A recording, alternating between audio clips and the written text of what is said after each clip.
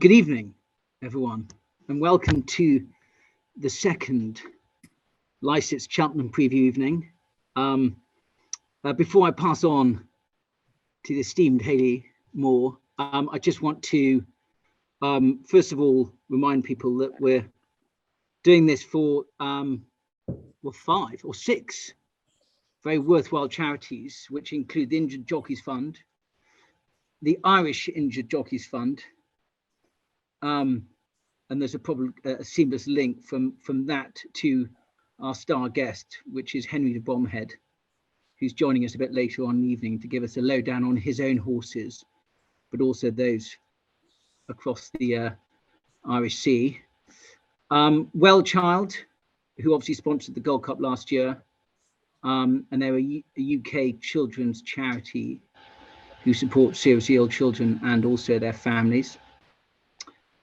Take the Reins, which is a new charity I haven't heard about, but Hayley, I don't know if you want to say a couple of words about them. I think you.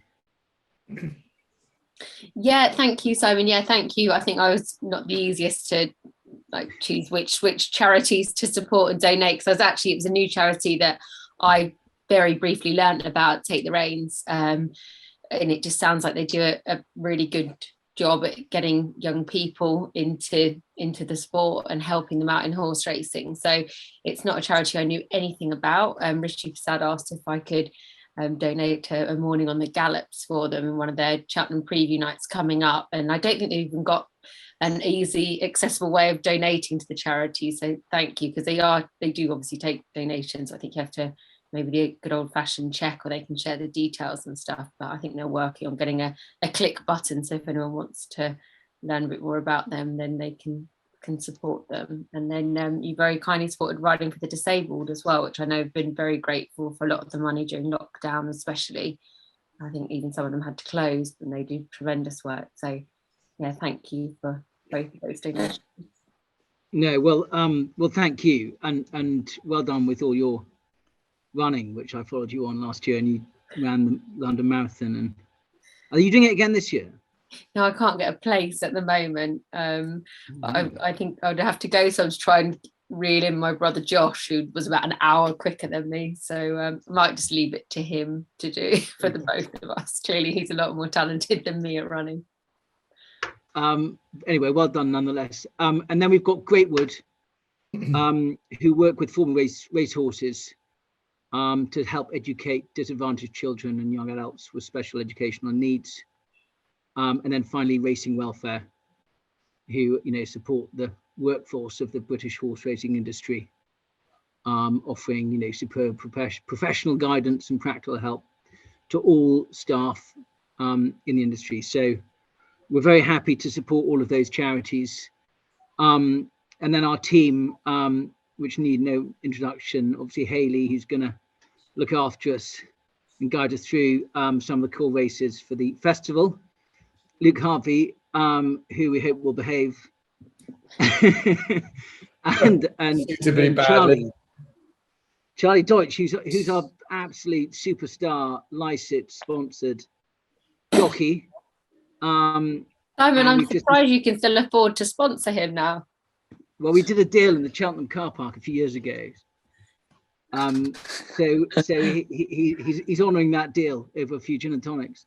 And then Ben Pauling is going to join us, and as usual he's late. So anyway, without further ado, Hayley, can I pass on to you and we'll go through the actually, sorry, I've got one more thing. The only thing I had to promise my team that I'd mention is Lycetts very proudly a part of a organisation called the Benefact Group, who've just launched and rebranded from the All Churches Trust and Ecclesiastical. Now, the Benefact Group are the fourth largest donor to charity in the UK, and we're very proud to be part of that organisation. And some of you may have received an email today, so that was what that was all about. Anyway, I nearly forgot. Right, over to you, Hayley. Thank you. I bet the team said to you, one job, Simon, one job, don't forget to mention, nearly. So that's good. I'm glad you didn't. So, yeah. Actually, so the other one, there's one more. Sorry, I'm going to answer questions at the end of each day.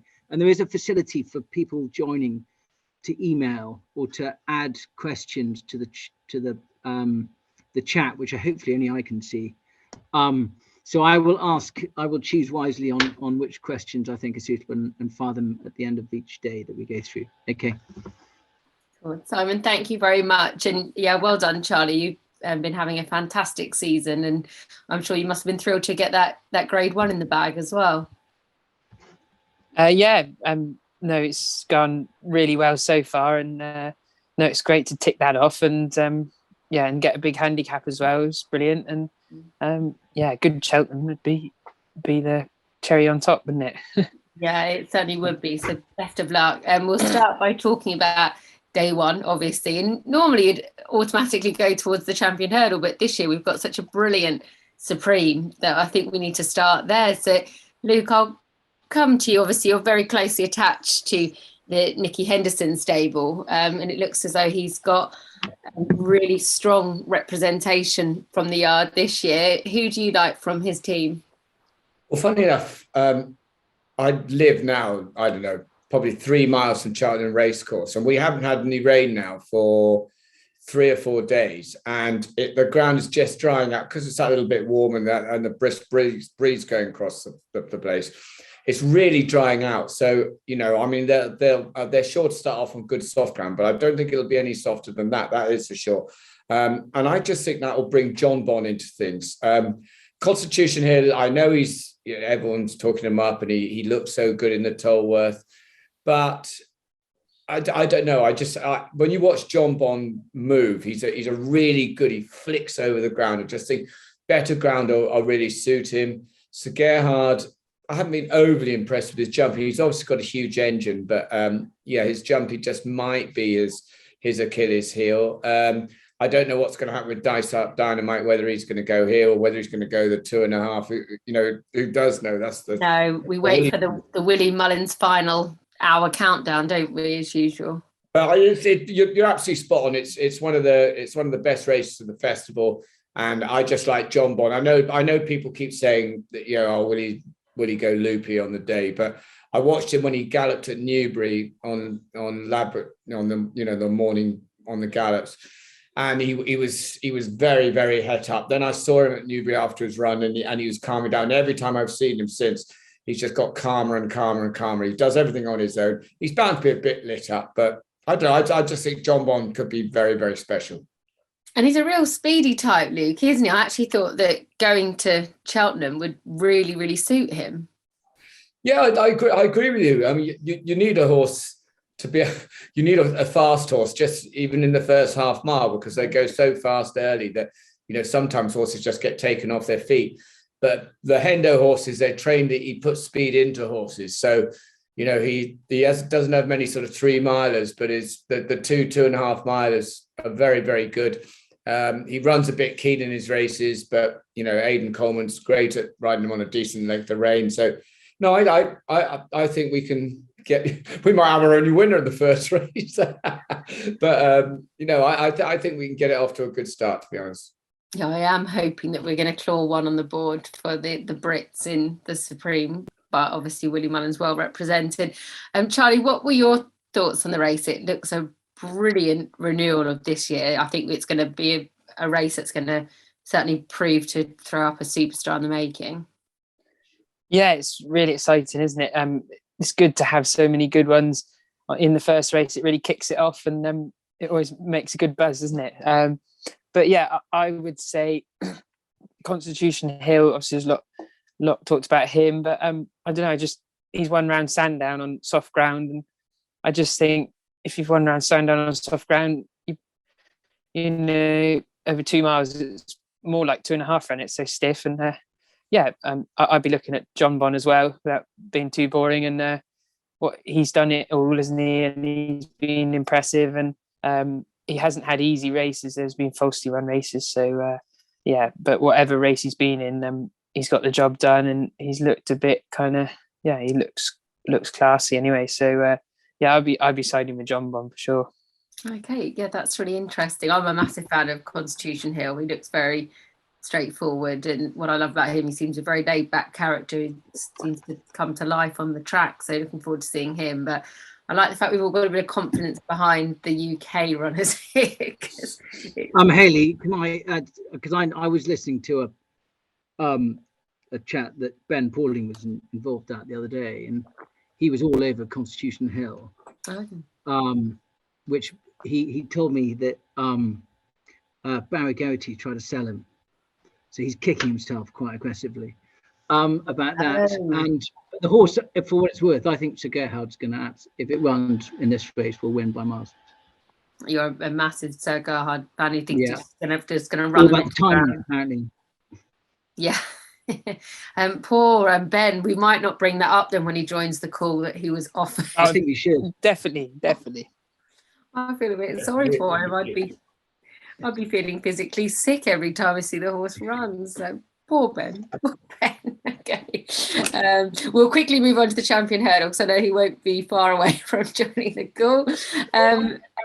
It looks another very competitive renewal. Obviously, we'll get the latest from Henry de Bromhead, which is very exciting, with Honeysuckle, and if he's as happy with her as what he has been in other years coming into the race. But away from Honeysuckle, is there anything else, Luke, that takes your eye, or is she going to be unbeatable? It's boring, but she, with a £7 allowance as well, and all the clever cocks keep telling us that the time wasn't as good last time. She didn't do this, she didn't do that. She's still not slick enough over her hurdles. They tell us all these different things, but she's won 14 straight wins, and so I think she's very, very difficult to oppose. She just doesn't seem to have any flaws. She's got plenty of boot. She's got a fantastic will to win. Rachel just gets on and has got so much confidence in her. I know it's not a particularly exciting selection for the race, but you look down some of these others, there is just very, very little in the race. I'll tell you what, if I was telling someone to bet, because I'm not one of these people that sort of build horses up to be champions, then want to knock them down, which 95% of the racing public seem to want to do. But I do think Glory and Fortune will run really well at 50s. He ran, obviously, we saw what he did at Newbury. He wouldn't be the first horse. The difference between those top handicaps and then going on to graded company is not as big as it used to be. So, yeah, I do. And Tom Lacey's horse, they're absolutely flying along. So, yeah, I do think he'll run well, but there's no reason why Honeysuckle should get beat, really. No, she's been in great form as ever. She's an absolute queen, isn't she? So it'd be good to find out a bit later, actually, if Henry was happy with what he saw from her last outing. Charlie, what were your thoughts on the champion hurdle? Who takes your eye? I haven't looked at it in too much depth, but I'd go with Honeysuckle because, I just think those Grade 1 horses, and when they're unbeaten, I just think they obviously are better than the rest, and they just find a way of winning somehow. It doesn't matter how they do it, really. At the end of the day, she's won a load on the bounce, and I just think it's silly to take her on, really, because I just think she's obviously better, and she's got the will to win, like Luke said, and it's obviously a great combination. So you can't really go wrong there, can you? So no, definitely not. We'll get more on her from Henry shortly. Luke, appreciate it. We're likely to see him now. First time out after such a long layoff. Can you see him as a threat? Obviously not. You're a strong fan of Honeysuckle. Yeah, I mean, look, he was so impressive in the Supreme, and you could see why. He could have given him a run. He could have given him a run 3 weeks ago, but in hindsight, I think it was a stroke of brilliance not to, because they generally, when they've been off for as long as he has, they generally run above themselves in their first run. And so I think if he'd run the other day, and then he might have come into this a bit flat, having not run for such a long time.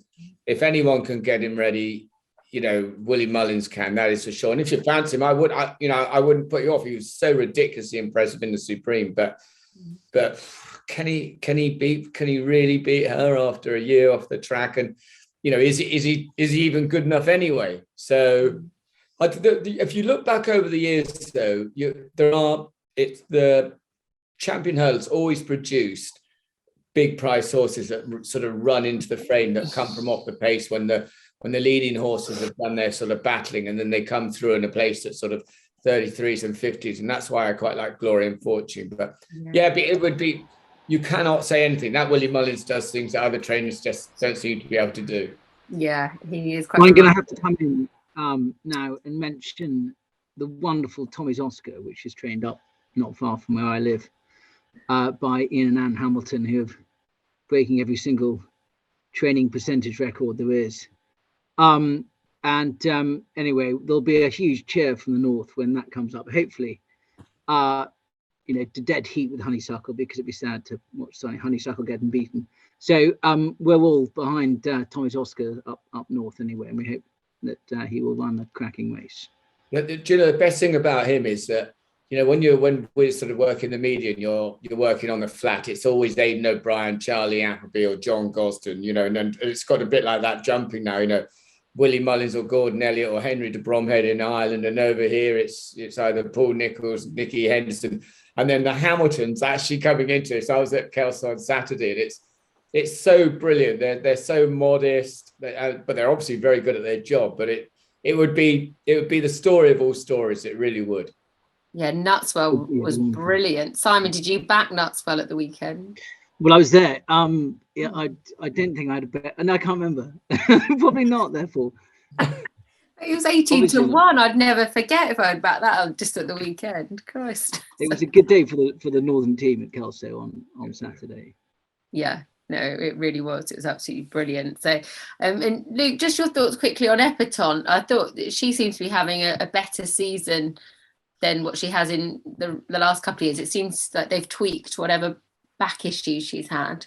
Yeah, she's had a few injury issues. I think she had a kissing spine. I think she had she's sort of a few mare issues, if you like. And then, look, she's. I think you're right. She's in better form, but I just don't think she's. Without wishing to be rude to her and her supporters, I just don't think she's good enough. Yeah, the form she's shown is just not good enough, and she just. I'm afraid I couldn't have her on my mind. Okay, but it's very honest, and we'll just spin through the other races on the opening day as well. And we'll start with the Arkle, the 2:10 race, and Edward Stone, a very, very likable horse. I thought, Charlie, he might be one that might just represent Team UK in this year's renewal, but obviously you could be getting the leg up on Brave Siaska potentially if he goes there. What do you think of the race? Yeah, obviously you'd watch Warwick, and that would give you a good idea. They were, Edward Stone, Third Time Lucky, Brave Siaska, and obviously Warwick's quite a unique track. It does suit some horses more, but I think Edward Stone looks hard to look past. But Third Time Lucky looked like he was coming there, and he was still travelling well, turning in at Warwick. So yeah, I wouldn't be afraid to have a go on Third Time Lucky either. But obviously Brave Siaska's very classy. It was his first, step up in grade at Warwick, and he probably, it would do him the world of good, that really. And you never know, different track and different circumstances, and he wouldn't be very far away at all, really. So it's I'd be looking at those three really anyway. Definitely. And it looks as though Venetia, it's definitely the Arkle now, isn't it? The Grand Annual isn't an option for him anymore. I think it sounds like that. Yeah. Obviously they always leave their options open. So it does sound like the Arkle. Yeah. So looking forward to it. Well, good luck. Looking forward to it. Yeah. Yeah. Thank you. Luke, what did you like? I think Edward Stone's, as Charlie's already said, I think he's one of our best chances of a winner of the whole meeting. He's got quite a strange profile, really, because he went chasing. It didn't really sort of happen for him. He went back hurdling. He was a good sort of handicap hurdler, and then he's come back chasing again, and he's looked a different horse. He's just been unbelievable. If Charlie does ride Brave Siaska, I mean, he isn't far behind him. He's only just over 5 lengths behind him, which is, people say, 5 lengths, but it's only one good jump, in a race, or just, one nip up the inside. He's not far behind them. We haven't mentioned Blue Lord. Willie Mullins' horse, who has looked absolutely electric the last few times. But I just think Edwardstone, he's got that experience. He's got a bit of class about him. His jumping's impeccable. So yeah, I'd like to. I can't keep putting up all the English horses to win every race, because we saw last year how rubbish you were. But yeah, I do think that Edwardstone will probably win. But I genuinely, I'm not just saying it because Charlie's here, but I genuinely think Brave Siaska's got a really good each way chance. Yeah, I certainly would agree with that. Simon, before we move on, did you have any thoughts on this race, since we haven't got well, I quite liked, I don't know how to pronounce it. Is it Riviera de Tell? Yeah, Riviera de Tell, that sounds good to us. That'll do. That was beaten just by Brew Lord. But on one of my runs, I was listening to a podcast, and Gordon Elliott was saying that he thinks that it would absolutely love the track at Cheltenham, would definitely come on for the run, and will love the way the race has been run. So he was quite keen on that. And, you know, from the Irish perspective, I can, at 9-2, when we know they're going to be quite dominant, I think it's probably quite a good price. Definitely worth £1 each way, or £2 each way. Yeah, definitely. The Ultima Handicap Chase comes up at 250. Obviously at the moment it still looks quite an open note. Not sure what the final decks will be here at this early stage, or even though we're only a week out. Luke, was there anything that you were looking forward to seeing here? I followed Does He Know? He's an English pointer, and he's obviously he's been very, very good. He had a few kinks about him when he first started. He was all over the shop, but he seems to have ironed those out now. He looked really, really good last time. We know that he goes well on the track, and he's got plenty of experience about him. But the one to be on, Hayley, on the first day, if you want to bat one short, is in the Boodles, a horse called Gaelic Warrior. He's meant to be the certainty of the week. He's never run for Willie Mullins. They thought he would be. They just put him in a handicap just to see what sort of mark he'd get. I think he was meant to be 139 in France, and they gave him a mark of 129. And think he's a Grade 1 horse. So if he's a Grade 1 horse running off that sort of mark, he's an absolute dinger. So he's a certainty. Okay, I like that one. Gaelic Warrior. So he's entered up in the Boodles. He does have an entry in the Triumph as well. So I suppose that highlights what kind of level, like you said, they think of him. Yeah, he won't, because he's got Vauban in that, so he won't run in that. He won't run him in that. So, okay. No. I did a charity night the other night, and Rich Ritchie put him up as his horse for the room, a very vibrant room at the Lord Mayor's Appeal, as his horse to follow as well. So that's an interesting one that you've given him a shout. Charlie, did you have any thoughts on the Ultima Handicap Chase and the Fred Winter? Just the Ultima, really. I don't know. Obviously not certain if it runs or gets in, but there's a horse of Sam Thomas's, I think, entered, called Our Power, and I rode him at Kempton over 3 miles. I don't know whether they'll want to, wait for another race later on, but obviously we'll wait and see. And he seemed to quite like the step up to 3 miles, and it was a rough old race at Kempton, and didn't get the cleanest run through, but he ran really well, and I think that would be his trip now, and he'd be one that that's in it that might be worth keeping an eye on anyway. Okay, cool, good stuff. The 4:10, we've got the Mayor's Hurdle, and then the final race is the National Hunt Race this year, they've called it. Was there anything, Luke, that you liked in the Mayor's on the opening day? Nothing, not the Mayor's. I don't know which race 300 through 5 is going to run in. I know Paul Nichols. I went down there for Sky Sports last week, and he wanted to run in the amateur race, but because obviously Adrian Heskin rides the McNeil horses, they wanted to keep that partnership together. So he could be an interesting one wherever he ends up going. But no, it's difficult. Gordon Elliott, they just got so many entered. I mean, Run Wild Fred's a horse who's improved massively. He's got then you've got Statler in there for Willie Mullins. It's just, I don't know. I would stick. I'd lump on Gaelic Warrior, then go down the Guinness Village. Sounds like a good plan. Sounds ideal. And welcome along, Ben. Good to have you with us. I hope you're well. And you're off a bike, which is unusual, either training racehorses or cycling. How are you? No, hi, and sorry I'm late, but yeah, I'm very well, and I haven't got back on a bike since the time I got off it at Newton Abbot Racecourse, Hayley, and I don't plan on getting back on one much before we have to do it again at Cheltenham. It sounds like a sensible plan, to be honest with you. Before we move on to the Wednesday, Ben, was there anything that you wanted just to share with everyone that you really liked on day one? Well, I'm pretty boring. I'm beating the Constitution Hill drum. I think his running style is just ideal. He just travels beautifully without doing too much. And when Nico asks the question, he literally comes alive. He jumps brilliantly. I think he'll fly up the hill. And yeah, Constitution Hill to get the English off to a good start. And I'm big fan of Edward. Hold on, Ben. You're very good friends with Barry Geraghty. Why on earth didn't he offer you Constitution Hill? You know this, you bugger. I told him not to bring it up, Ben. I said we won't bring it up.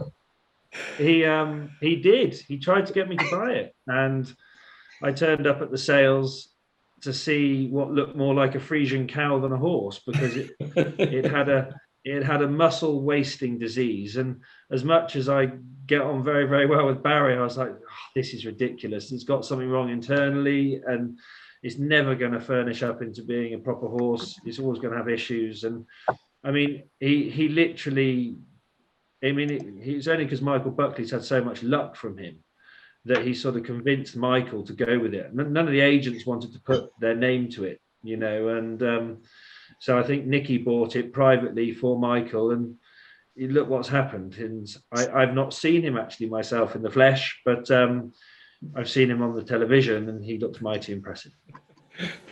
Yeah. Would you secretly hope he gets beat then? Surely. You're not gonna, like, you're saying you want him to win, but you don't really. No, you'd love it if he came fifth. Deutsche, this is where I differ from you. I'm completely the opposite. You're not chippy. We all had the chance. Barry was desperately trying to get us to all buy it. Like, we all had the opportunity, and you know, I underbid John Bon as a store, but you can't go back on those moments and undo them. So you know what's going to happen now. Barry's going to offer you 5 absolute donkeys, and you're going to buy every one. Don't worry, he's already offering. Gosh, well, they're quite mean, the pair of them, Ben. I was going to just pretend that you were never offered Constitution. So, yeah. Ben, are you having any runners on the first day? No, nothing. Nothing on day one. We're only going to have 3, possibly 4 all week, which is the smallest amount we've had in 5 years. But I think that's just a sign of possibly that, you know, we all had our asses handed to us last year, and we're going to try and be a bit more selective with what we take, you know. And that's not to say we're ducking and diving, but we'll have a much stronger, a much heavier team for Aintree than we would normally, and slightly lighter at Cheltenham, but nothing on day one, no. Okay, good stuff. Well, we'll move on to Wednesday's action, and we'll obviously, Ben, did you have anything running on the Wednesday? Wednesday, yeah, we possibly, depending on the weather, we've got a couple entered in the Grand Annual. I think it would have to buck every trend going for Global Citizen to win it as a 10-year-old.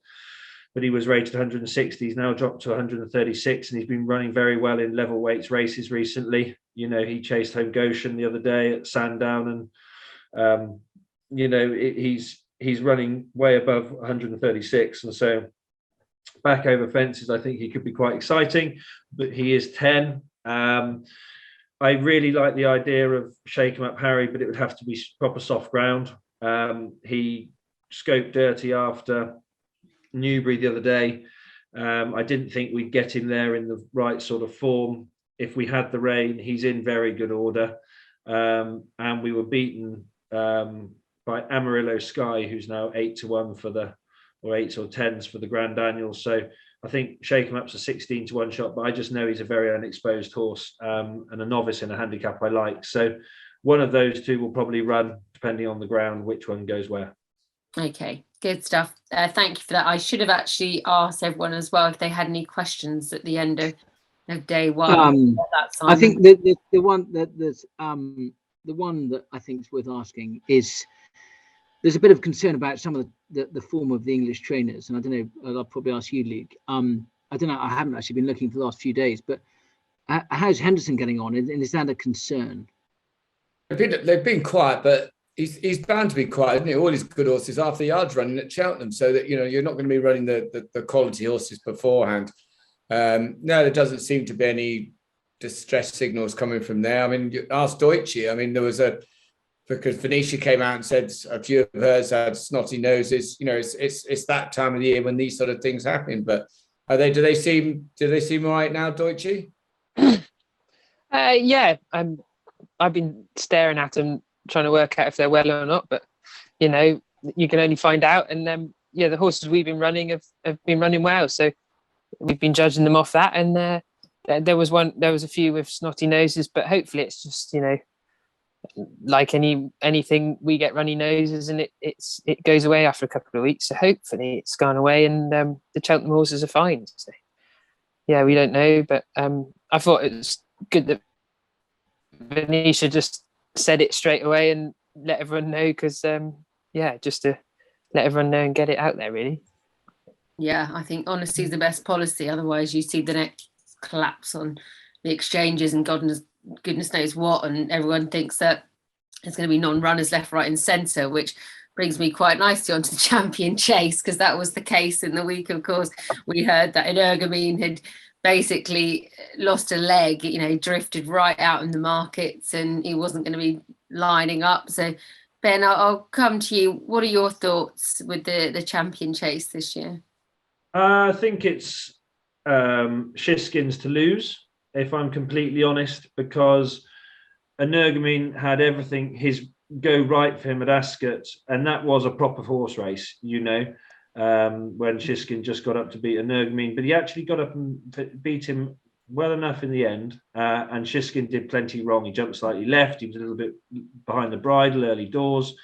So I think Willie Mullins included have sort of come to the conclusion that if Shiskin turns up anywhere near his best, then Energumene is probably not going to be good enough to beat him.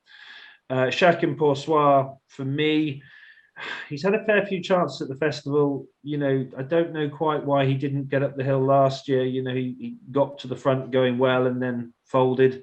Maybe he's not suited by Cheltenham. I know Willie said in a press conference that he was going to bring him over a bit fresher.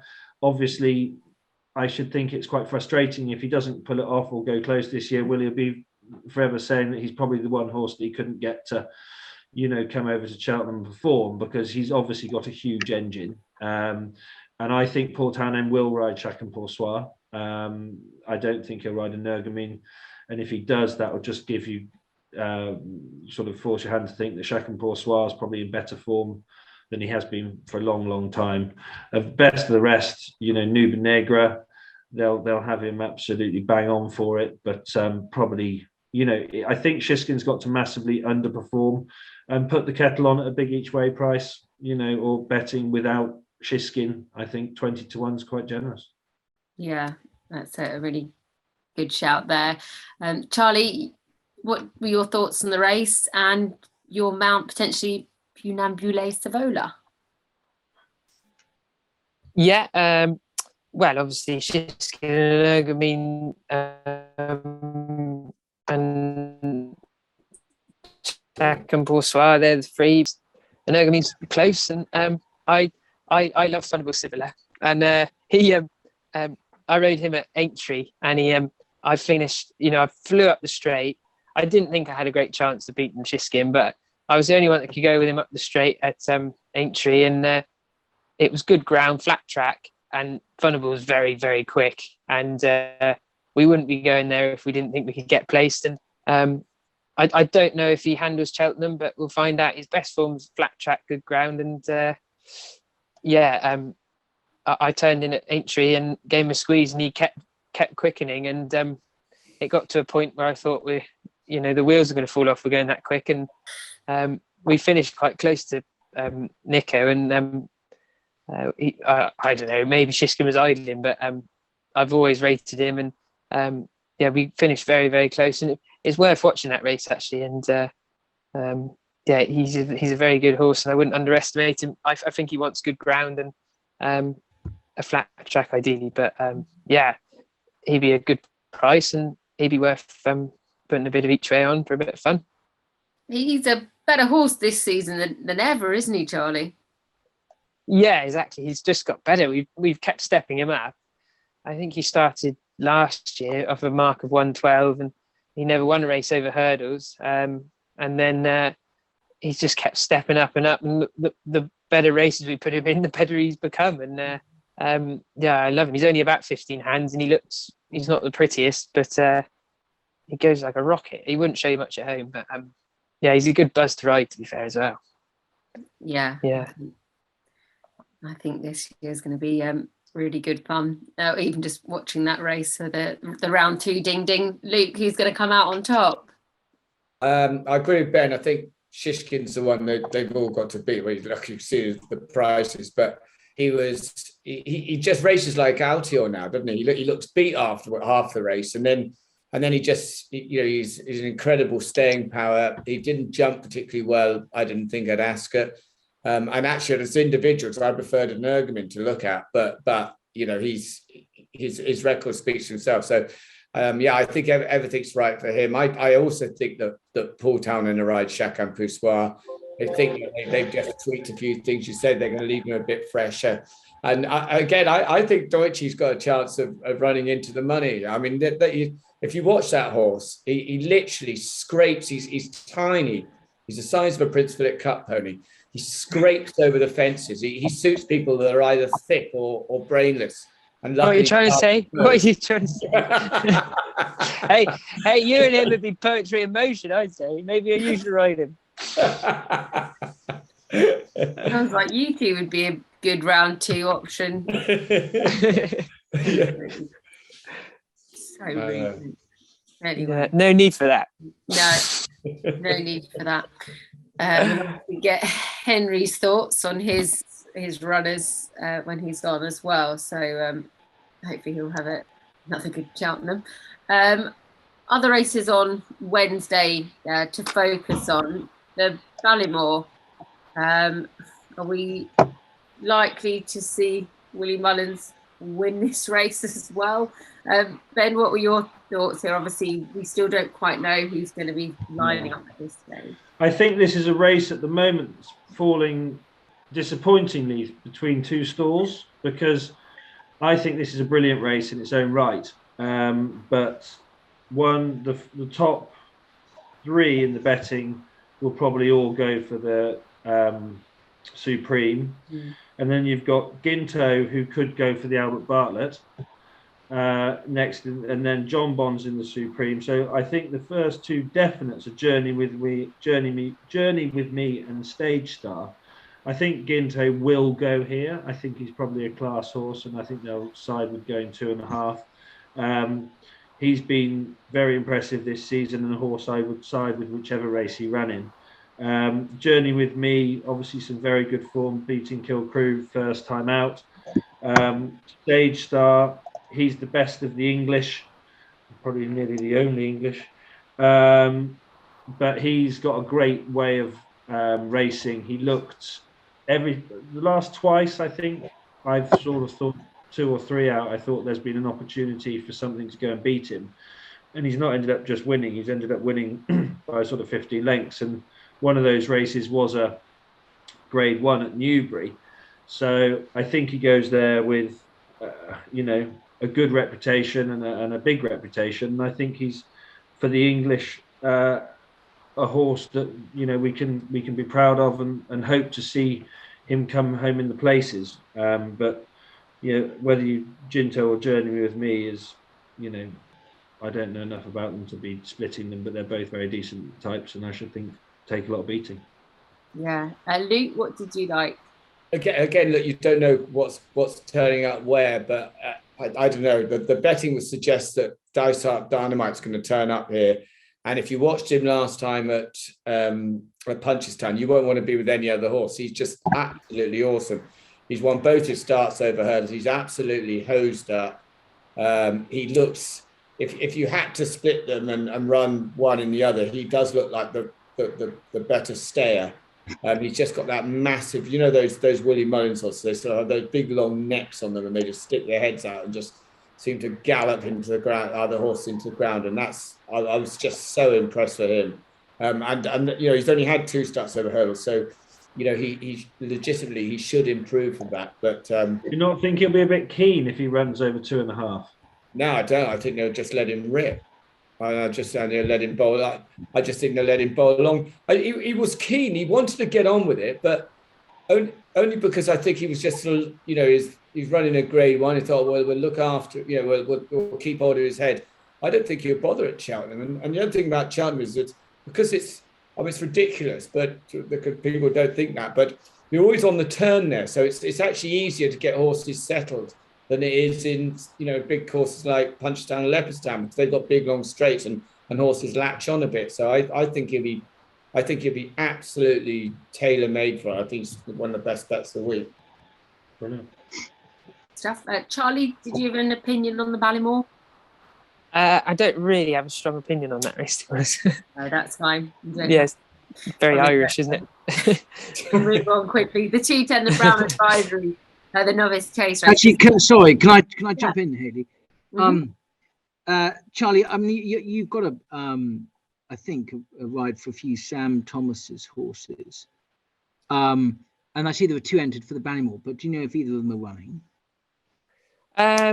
One of them's Good Risk at All, isn't it? And running in the Coral Cup. Yeah, I think that's the plan. But Skytastic as well.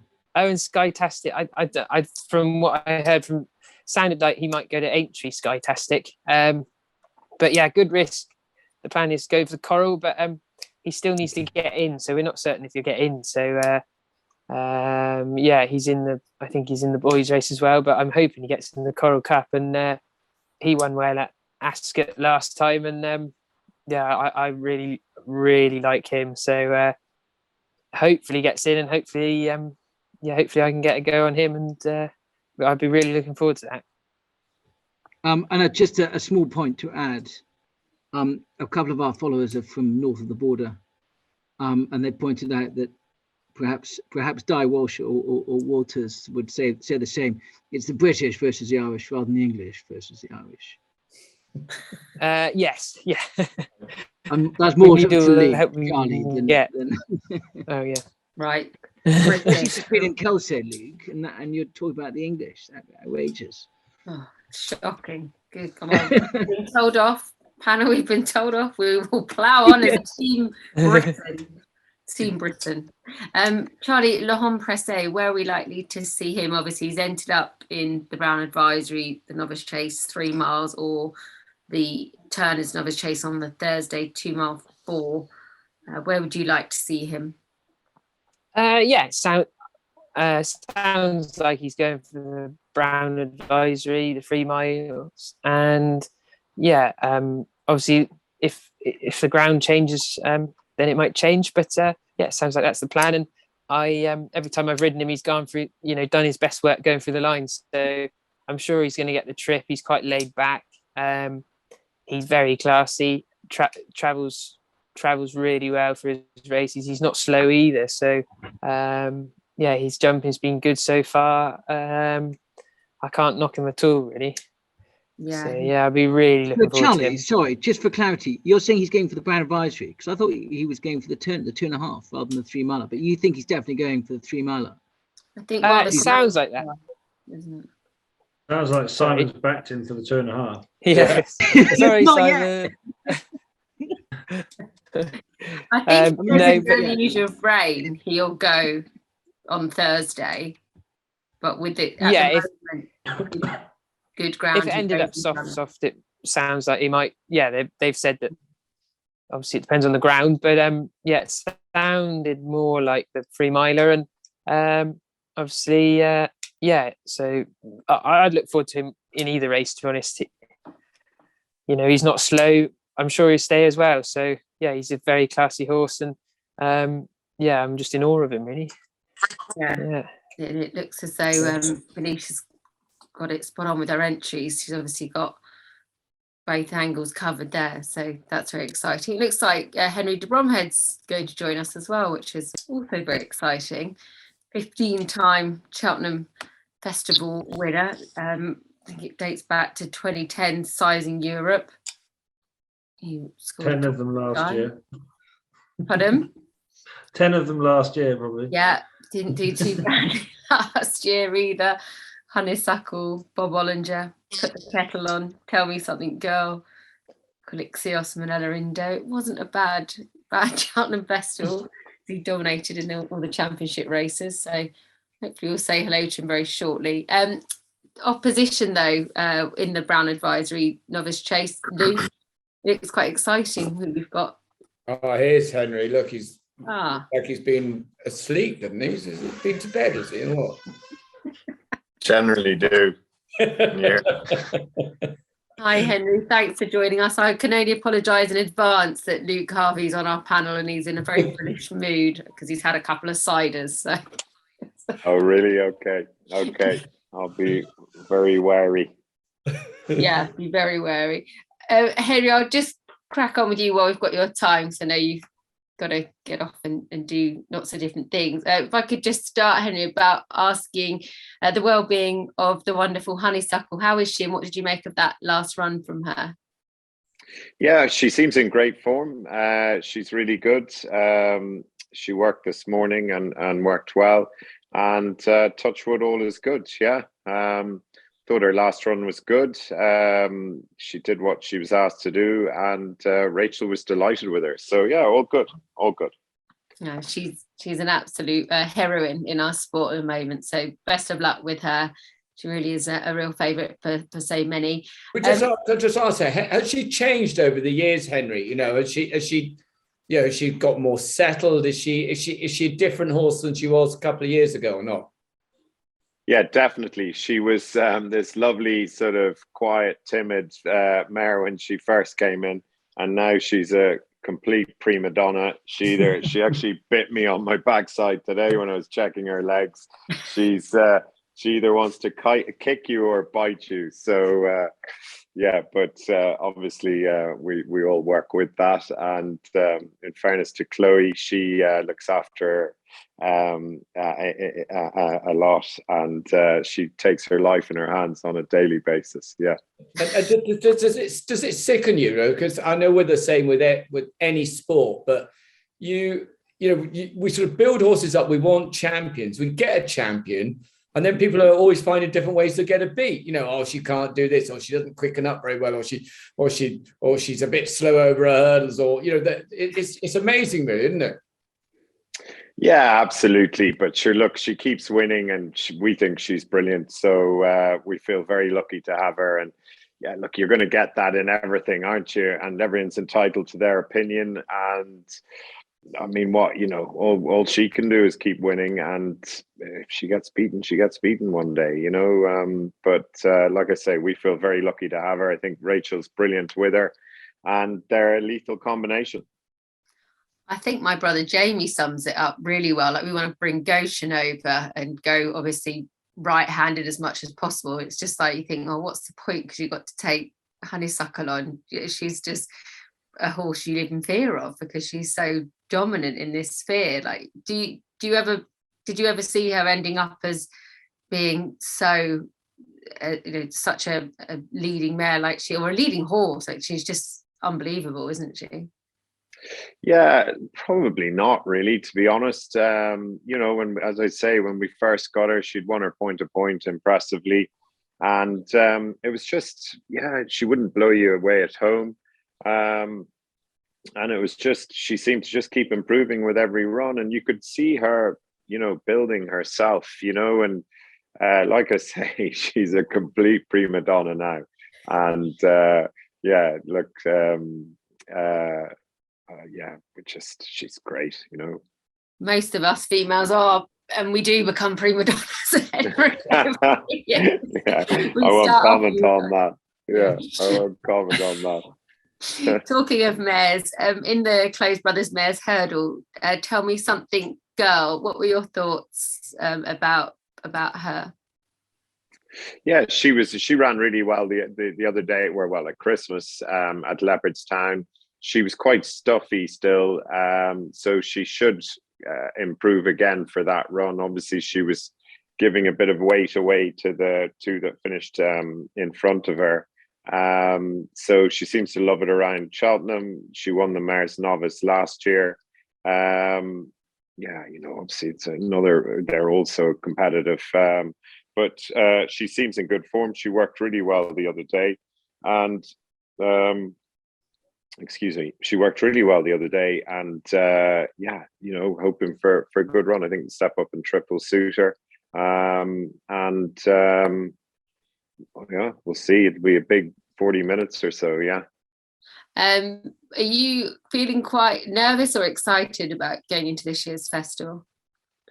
Yeah, a bit of both, really. You're always nervous. You're running all your good horses in quite obviously just in 4 days, so it's fairly turbulent, and so obviously be nervous about that, but very excited in the sense the horses we have coming over. I never dreamt we'd have the like of them. So yeah, very lucky. Yeah. Well, it's wonderful to see, and a horse that we're looking forward to seeing once again, he looks very special, is Bollinger, and likely to go for the Turner's Novices Chase. Is that right? Yeah, that's the plan at the moment. He seems in good form. He's only had the 2 runs over fences. He was a bit sticky at a couple of fences at Gorin. I thought all in all he jumped well, and then he jumped really well at Punchestown. So I know there's been a bit of commentary about his jumping, but I must say he's been schooling really well here. We brought him to Navan there about 10 days ago, and he was good there. And he's in really good form. And we'll go for the Turners and see how we go. Well, best of luck with him. What about Put the Kettle On defending her crown in the Champion Chase? Yeah, obviously there was the option of the Mares Chase, and she's been a little bit disappointing, or she's been disappointing. Her last run in Ferryhouse was disappointing, but I didn't think her slower run was too bad considering the ground. She sort of did similar the previous year, but the ground was so testing the previous year, they came back to her and she got up and won. Whereas obviously it was real good ground this year, and so I thought she ran quite similar. But then we changed tack and we went to Ferryhouse, and that didn't work out at all. So she seems to be really coming back to herself again now. Davey, who works with us, who runs the place for us, he was saying she's definitely coming back to herself, because every time you walk in, she's turning her backside to you. So she's another one that's a bit punchy, and or maybe it's just us. Maybe the mares don't like us. I don't know what it is, but anyhow, but yeah, she's just getting like herself again, which she probably wasn't earlier on in the year. And funny enough, last year, even going over, we weren't blown away by her. And it was only when she was over there that we suddenly saw those sort of signs. But this year, we're starting to see them now. It's a fantastic champion chase this year. But having said that, Chacun Persois was meant to be unbeatable last year, so we'll see. She's in mighty form. Aidan gets a brilliant tune out of her, and I think she's obviously entitled to defend her crown. And once again, she seems to be the forgotten. She's forgotten again in this race. But hopefully, she'll go down fighting if she has to. Oh yeah, there's nothing wrong with being an underdog going into the race like she was previously and came out. Yeah, exactly. Can you do you have any opinion on the Shishkin and Ergamine battle or anything like that, the opposition? They look really good, in fairness. It was a fantastic race at Ascot. I suppose being their opponent, I'm hoping they knock the stuffing out of each other there. looks really good. Obviously, Nicky Henderson has dominated the champion chase over the years, and Shishkin looks really good. I mean, there's so many in it. Nube Negra is coming in fresh. Chacun pour soi. Willie's been speaking a lot about him recently. So it's going to be a fascinating race. Yeah. Yeah, we're really looking forward to it. Will we see Envoy Allen in the race, or will he head for the Ryanair?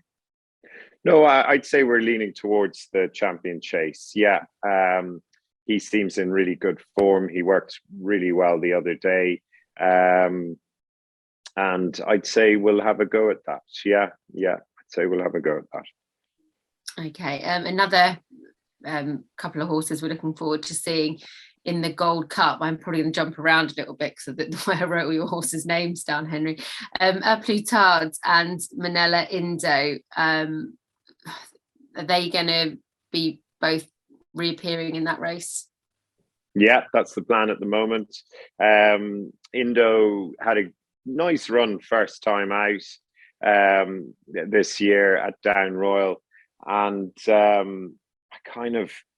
I just got it all wrong at Kempton. He actually ran well enough at Down Royal considering where he was fitness wise. And then I tried to force everything with cheek pieces and sort of everything really. And I was trying to force a round peg into a square, or a square peg into a round hole.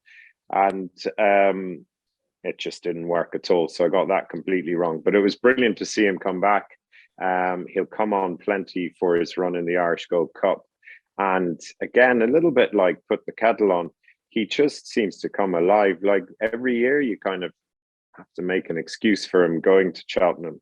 And yet when he gets there, he just really brings out his A game. But he seems to be really coming to himself. He looks really well. He's in great form. He great round of jumping in the Irish Gold Cup. And it turned into a bit of a sprint. He got caught a bit flat-footed, but we thought he ran really well. He'll improve for the run. So he's going there in great shape. Plutard was brilliant in the Betfair Chase, and then he ran really well. Sadly, just got beaten by Galvin at Leopardstown, and he seems in great shape, and he's working really well as well. So yeah, it's exciting to have both of them going there.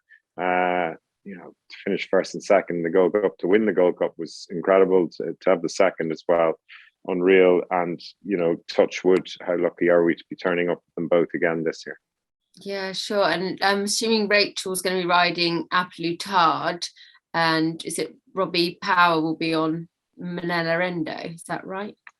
Yeah, I would say so. Obviously, Jack Kennedy won the Gold Cup on him last year. So, definitely, not definitely. So that could come into play if Jack was available. But again, I still wouldn't like to say for sure. But I would imagine it'll be Robbie or Jack. Yeah. Okay. Were you a bit disappointed that the young Galvin got the better of you? And what do you think about his chances going into the Gold Cup? Yeah, of course I was disappointed. Yeah, definitely. We all want to win as much as we can. And yeah, look, he was really good on the day. He did everything right. It was just, that's the way it happened. And fair play to him. Gordon's brilliant with him. And he's bang there, isn't he, as well? But there's plenty of them there, obviously. Reading Willie about Alpin Photo the other day, he worked really well. The horse that won the King George, there's so many. Dan Skelton. So it's the Gold Cup. It's as I say, it's great we're involved, and I generally try to just focus on my own and try not to get too caught up in everyone else's. So you're probably, for me to give a view on anyone else's, I'm probably not the best person. But to answer your question, Galvin looked really impressive. Yeah, he was very good. Yeah, he did. Well, thank you for your thoughts, because I think it's great to get your opinion. A mare that I'm a big fan of is Gin on Lime. How is she, and what about coming back to Cheltenham for her? Obviously, it was a bit of a dramatic race, to say the least. Yeah, it was. Yeah, absolutely. She seems really well. Yeah, she had a great season last summer into the autumn. So I'm not sure she was herself in that race. I'm not saying she would have won anyhow, but I just don't know if she was herself. So we backed off her in after that, and she seems in really good form now. The other day as well. So yeah, all is good. All is good. She's in great form. Well, that's good to hear. The Albert Bartlett on the final day, I was wondering if we'd see Chartreuse line up. Yeah, that's the plan. He won a good trial, what I think is a good trial. Sorry, excuse me for 1 second. Yeah, no problem. Luke, I'm a bit of a technophobe. He won the short haul novice hurdle. So Monali won it and was second to Penn Hill in the Albert Bartlett, and Indo was second to Allaho in it and won the Albert Bartlett. So Chartreuse won it the other day. His main opposition actually got injured in the race, but he still did it well. He stayed really well. And he's so yeah, we're looking forward to it with him. I think obviously you have to stay well for that race, and he does that. And he's a lovely horse, real chaser in the making, but hoping for a good run. And the ground, would you obviously prefer rain for him because of his heavy ground winning, or not? Yeah, I'm not sure. It's funny, his first run this year was pretty good over and maybe an inadequate trip. I think once it's sort of safe festival jumping ground, I hope he'll be okay. Yeah, but we'll see. Yeah. Okay. The county hurdle, is it Ballyadam and Guar Delage who are both likely to run in that race? And what were your thoughts? Yeah, that's the plan, and Irascible as well. So yeah, again, the three of them seem well. Ballyadam, I think, just struggled on the ground, and he's taking his work really well at the moment. We've really stepped it up with him. So he's taking his work really well. We're very happy with him. Probably wouldn't want to get too soft for him. Guar Delage won a competitive handicap at Ferry House, slightly by surprise. He'd pulled up the time before on very heavy ground, so he might be similar. And Irascible he's got really good form with Appreciated. I mean, he's sort of beaten 10 lengths a couple of times. But unfortunately, he got hurt in the Supreme last year, so didn't run his race at all there. But prior to that, he had a couple of good runs behind Appreciated. So again, I think he could be going. He's taken a while to get right, but he's really good now, and he ran okay the other day. And yeah, he could run. It's sort of the three of them would have, I'd have said, similar chances. The first two might want better ground. Irascible should go on most. Okay. How many runners do you think you're going to end up having, Henry, at this year's festival? Hopefully between about 15 and 20. Looks like everyone else on the panel is fast asleep there, so I think I'm boring them all senses. Where's Luke with some with funny remarks? I'm like droning on here. Yeah. No, I know. I feel I've got so much taxing. Luke still owes me dinner, actually. Did you know that? Did he tell you that? Yeah, he still owes me dinner. Where are you taking him then, Luke? Yeah, where are you taking me, Luke?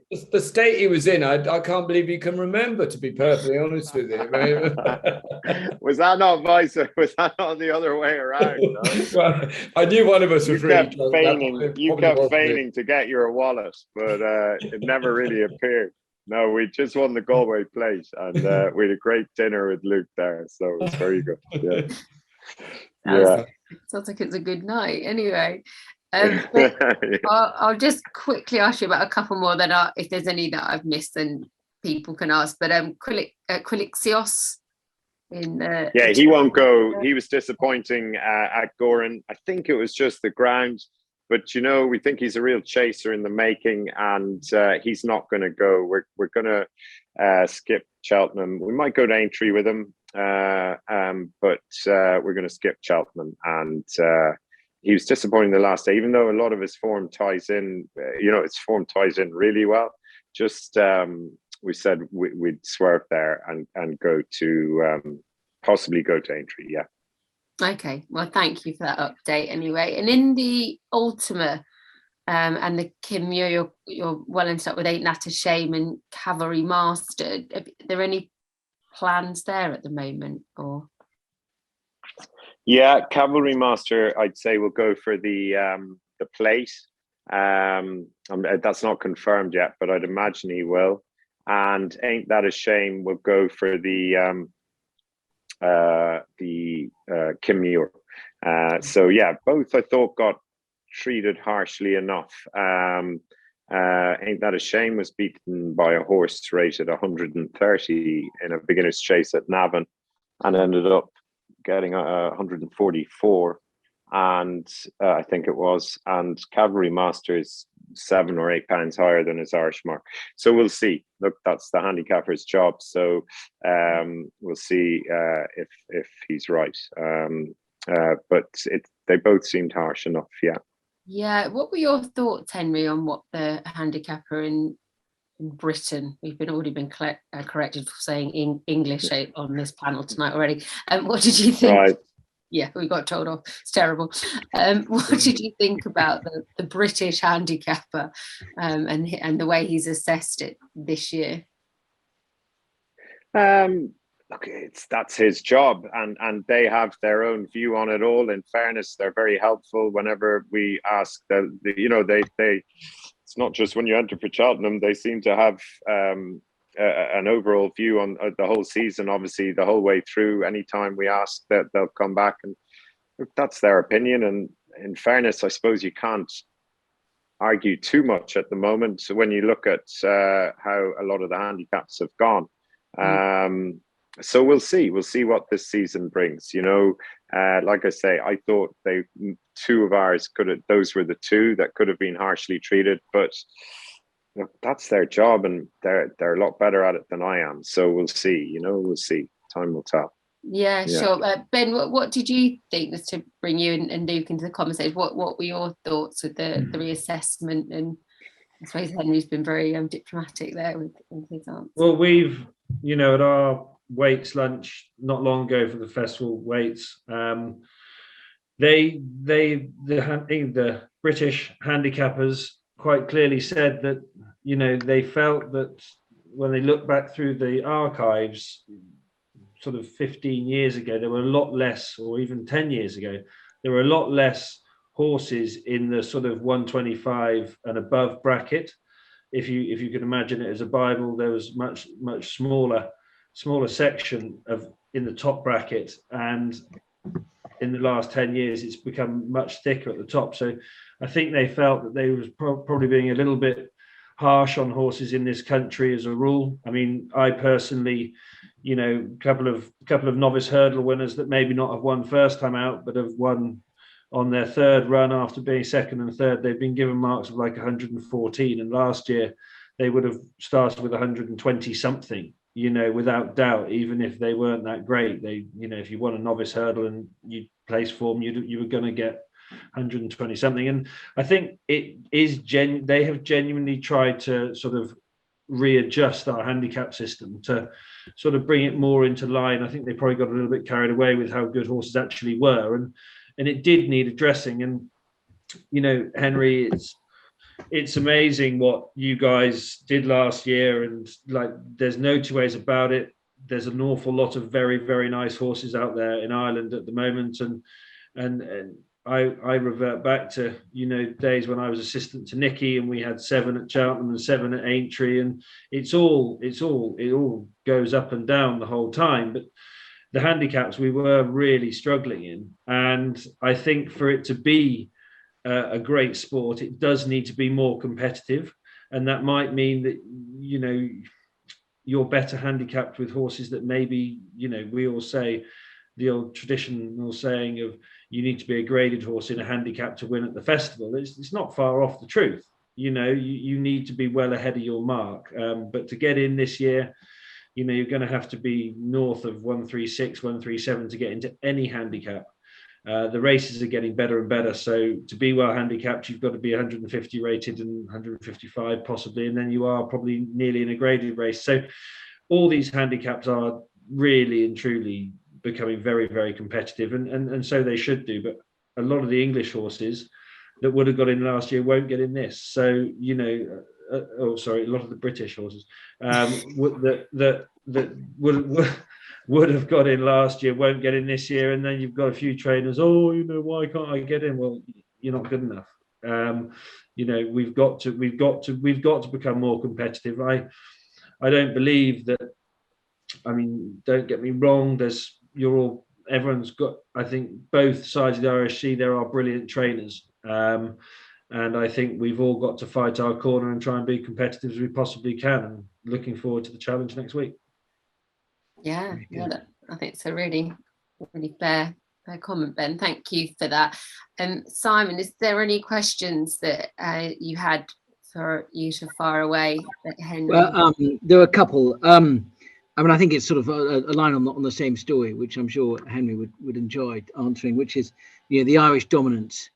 Do you think this is a long-term thing, and do you know in short why it's there? Long term, I don't. I couldn't say, to be honest. I mean, it could all change this year for all we know. So like we all remember, or I certainly remember, the years where we'd have one or two winners, where Ireland have one or two winners at the festival, and that wasn't long ago. So I think these things are cyclical. I mean, that's one thing. And then I don't know, you should just racing over here, trying to compete with Willie and Gordon and everyone else. Like it's savage. It's absolutely savage, and it's the bar is just being raised and raised and raised. And, I suppose even looking at the sales, the majority of the top lots from those sort of boutique point-to-point sales are coming back to Ireland as well. There's just such an appetite in this country for it. And I think there'd be a lot of reasons that,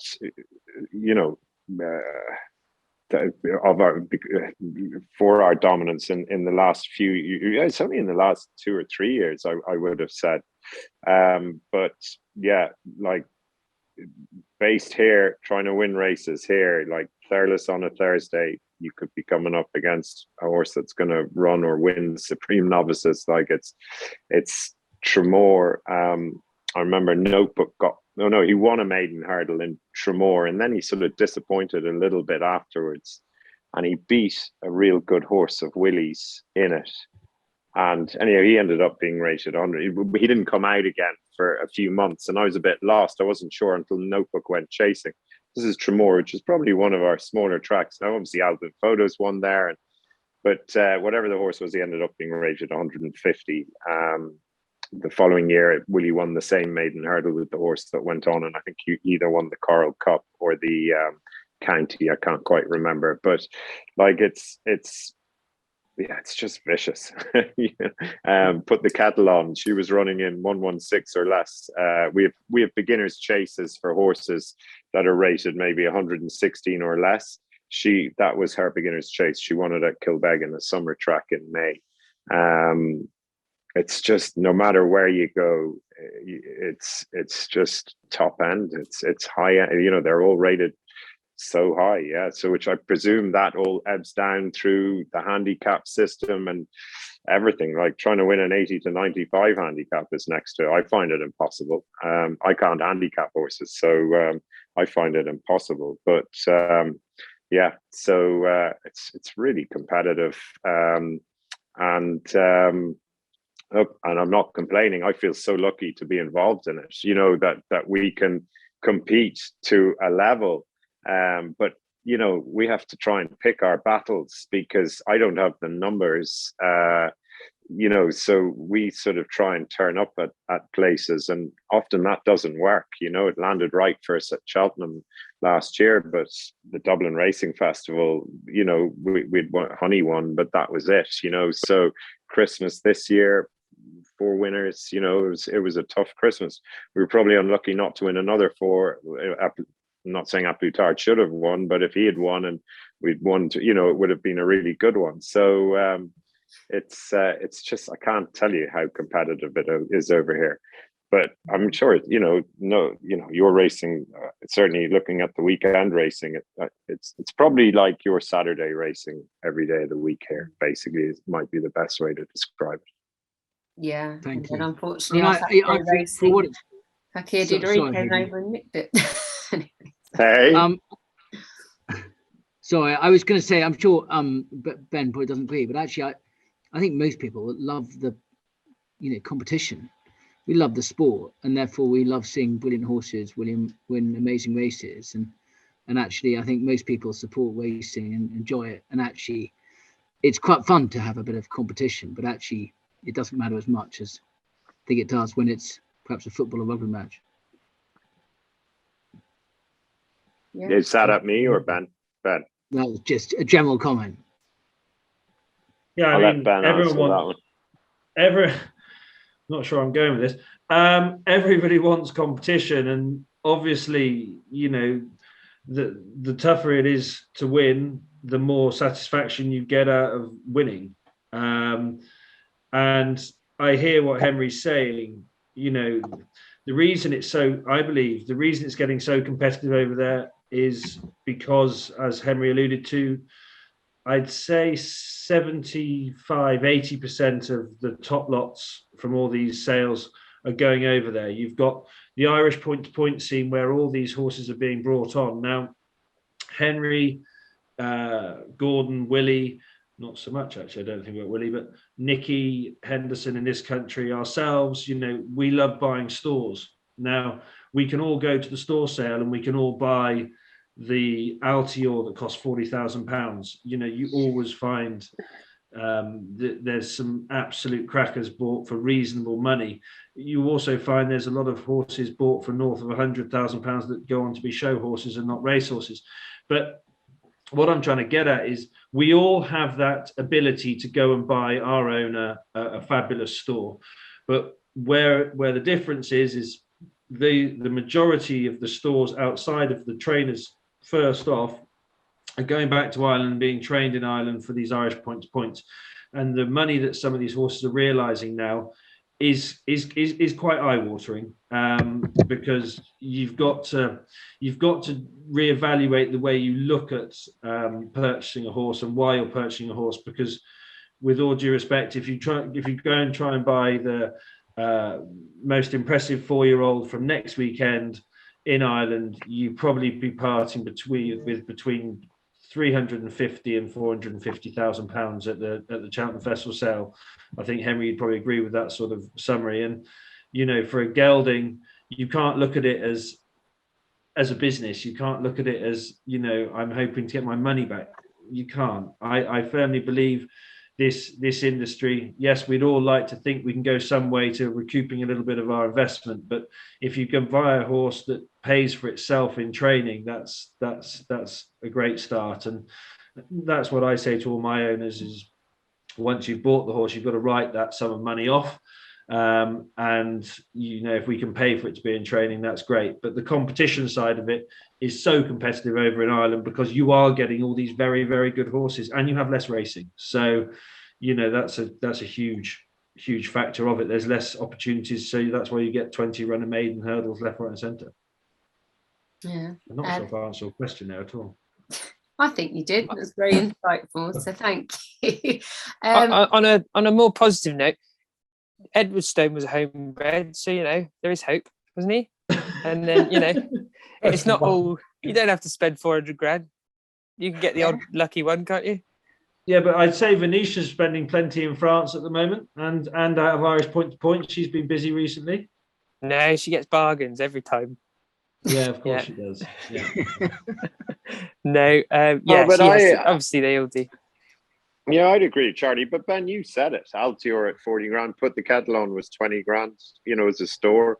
So yeah, no, you can do it. Honey cost 8 as a store. Okay, obviously we bought her after she won her point to point. It was public auction. She cost, so I can say she was €110. So it's all like I agree with Charlie. There are horses making a lot of money.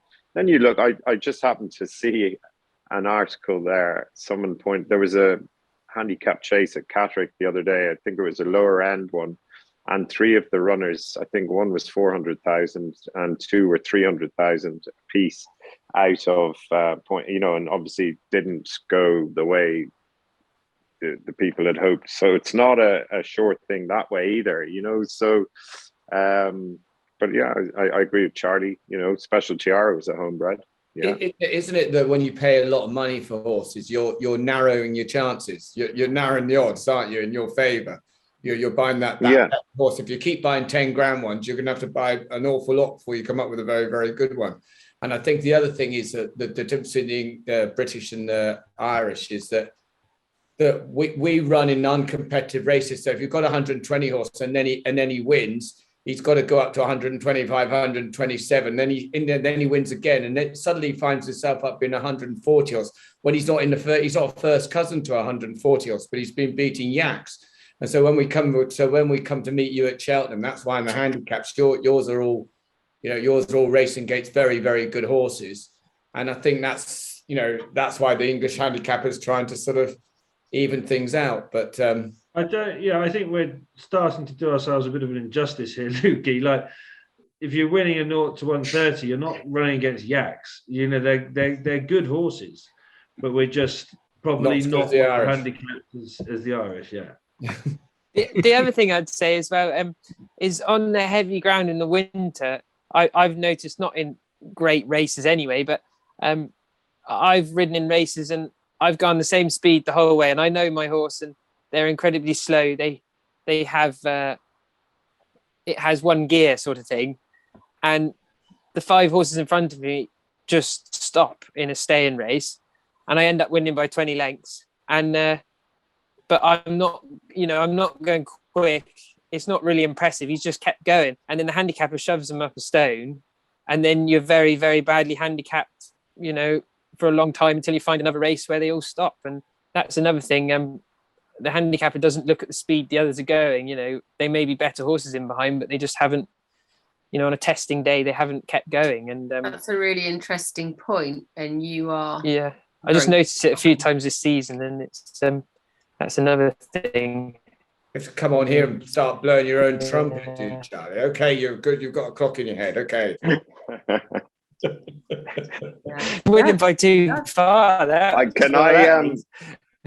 Can I witness the conversation when you're saying that to the handicapper? I'm going to try that line with him myself. See, yeah, it's a good one. You're looking behind the trot. I'm going to try that.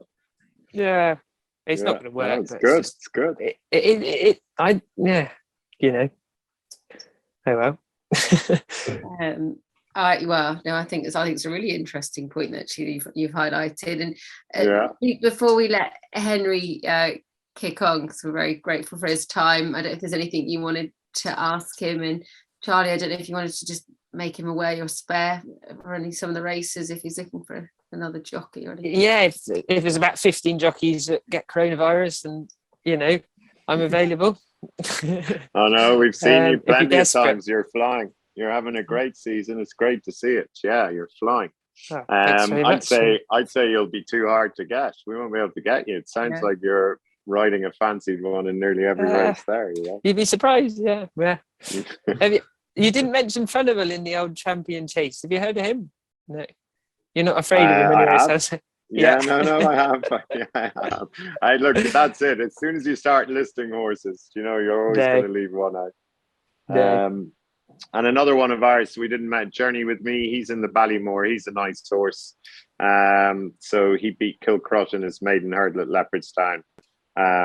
and then won a nice race. Wasn't as impressive, but sort of changed tactics with him at Naas. But he's a nice horse as well. So I think that's about all of ours then. Henry, just a quick question. Apart from obviously Honeysuckle, what would you say is your best chance of the festival?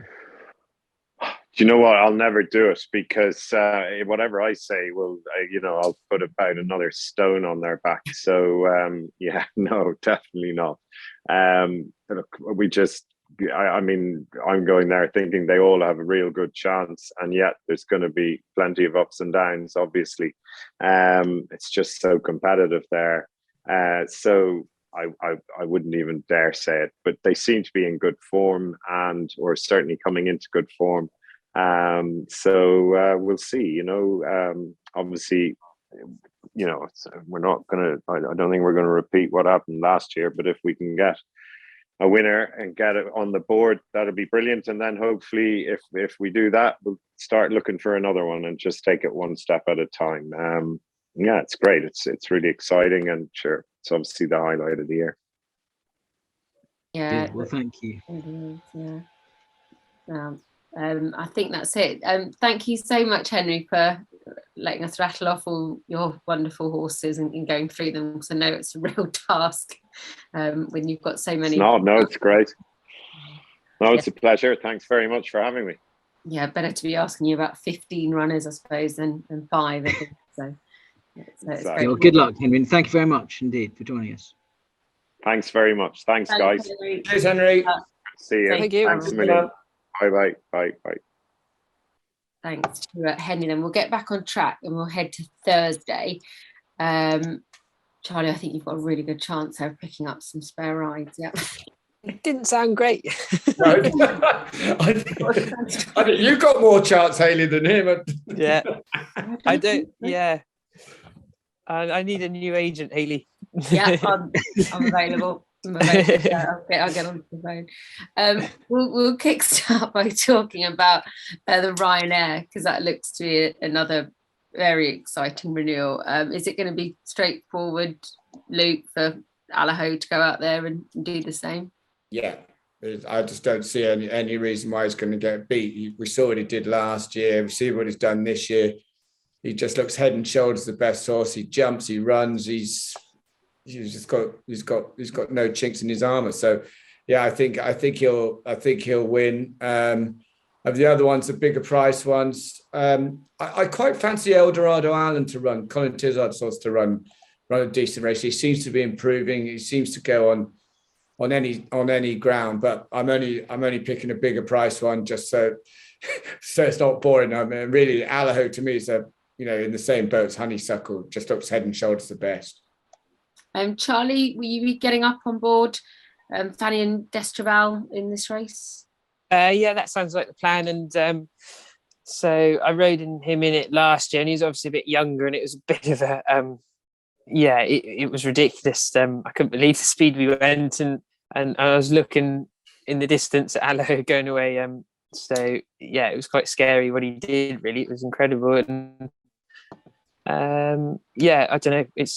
I don't know how you can do that. I don't know. Maybe he didn't have a hard race, but the only thing you can hope is that he can't repeat it from our point of view. But our horse is a bit stronger this year, and he ran well in the Grade 1 at Ascot. It was third and running on, so that's a good sign.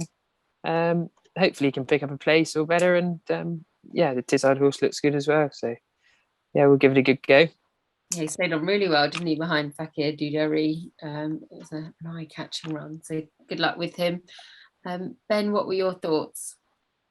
Yeah, very similar. I'm afraid Allaho looks to have it at his mercy if he turns up in any sort of near the sort of form. I actually think he's probably, if Shiskin slightly underperforms by 5 or 6 pounds, he's probably vulnerable to something that runs the race of his life. I think this lad could probably take 3 with him and still come home in front, I'm afraid. Apart from him, there's been some quite strong noises around Chamblou. Obviously he was looking mighty impressive up at Wetherby before taking a really nasty fall. Just great to see him back on the track. Hasn't run for 138 days, not that long ago actually, is it? But I'd say Dan's got him cherry ripe, and he's probably the most unexposed horse, that's for sure, in the race. But yeah, I think it's Allaho's to lose, really. Even though I'd love to, see something, give him a race for it. He might win it in a canter. Okay, we'll move on to the Stayers hurdle. I'm finding it quite hard this year to find the winner. Luke, have you got strong thoughts on this year's renewal? They've all seemed to have got ifs and buts about them, don't they? Flooring Port obviously is the reigning champion. He's got his quirks as we've seen this season. Classical Dream got that 10-leg start, and when he beat Flooring Porter, but again, then he got beat last time. He looked a bit flat.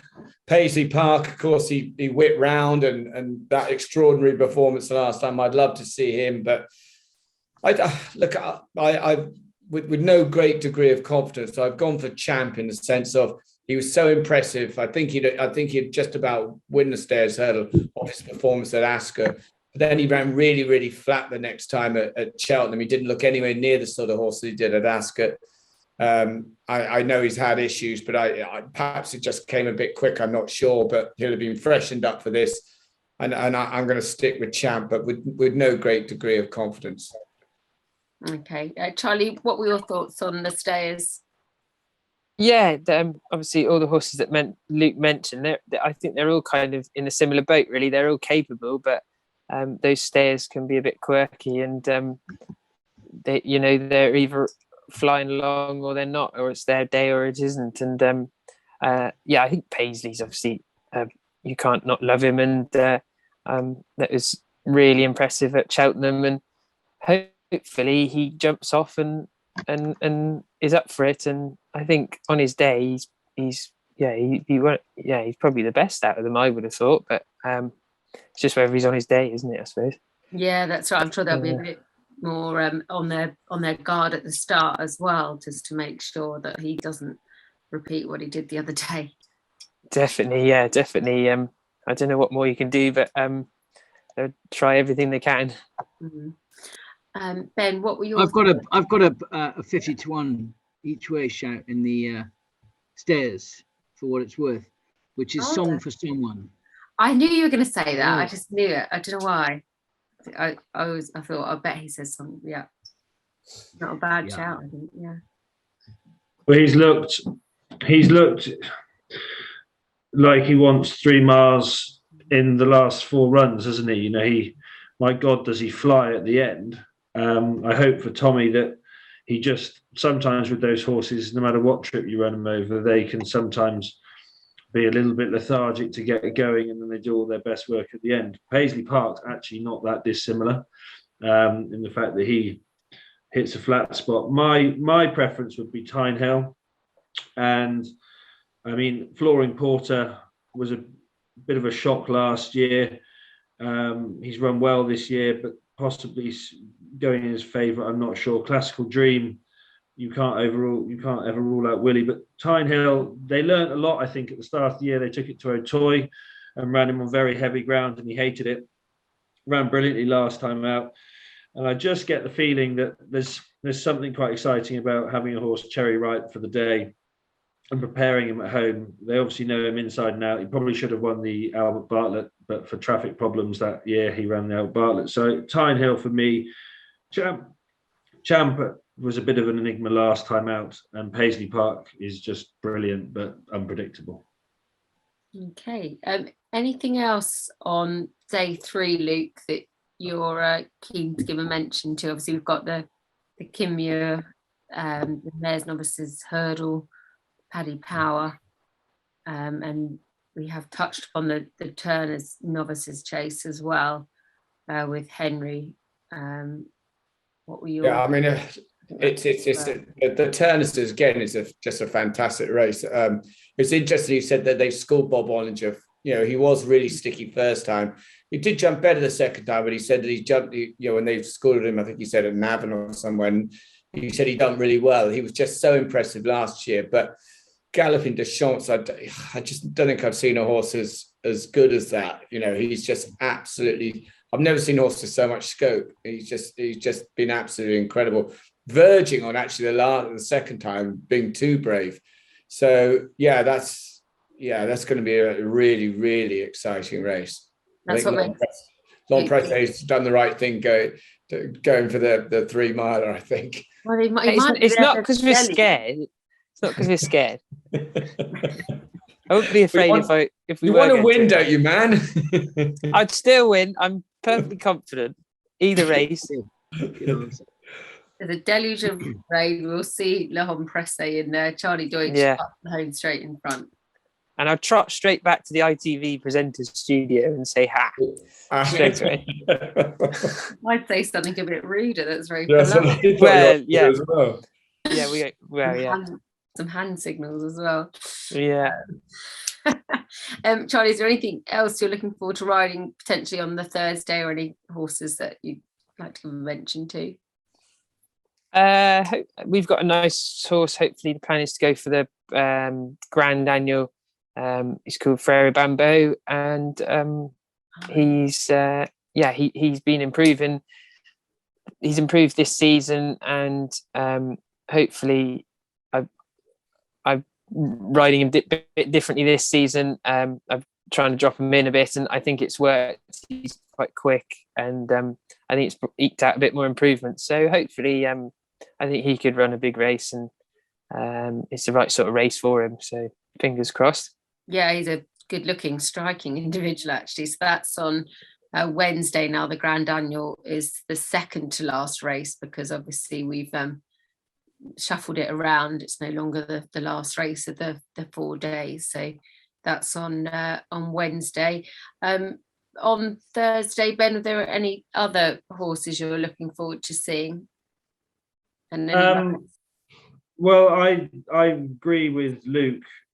One of the races I'm most looking forward to is the Turners, the 2.5 mile novice chase, because you've got arguably the most impressive novice last season in Bob Bollinger over hurdles, and Galloping Deschamps, which I just think is wow. I mean, his athleticism is incredible, and I think we could have a proper Vautour moment, you know, where he just pillar to post and just led them a merry dance. And I think if Galloping Deschamps got into that sort of rhythm, I'm not saying Bob Bollinger won't be able to come and get him, but it's going to be one hell of a battle. I mean, with a horse as athletic as Willie's horse is, it's very, very hard to get on terms with them around Cheltenham if they take to the track. So that would be one of my races of the week.